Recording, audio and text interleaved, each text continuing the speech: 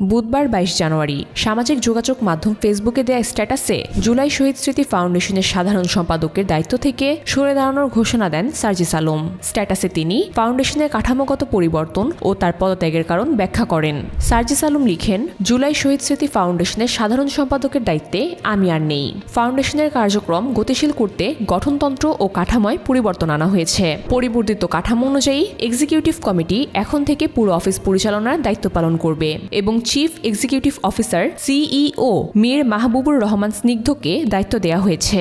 পাশাপাশি governing body নীতি নির্ধারণের কাজ করবে, যেখানে প্রধান উপদেষ্টা সহ 4 জন উপদেষ্টা রয়েছেন। সার্জিস আলম জানান, 1 অক্টোবর থেকে ফাউন্ডেশন আর্থিক সহযোগিতা শুরু করে এবং তার সময়কালে 628 জন শহীদ পরিবার এবং 2000 আহত ব্যক্তিকে সহযোগিতা দেয়া হয়। তিনি বলেন, আমি ফাউন্ডেশনে সর্বোচ্চ সময় দিয়েছি।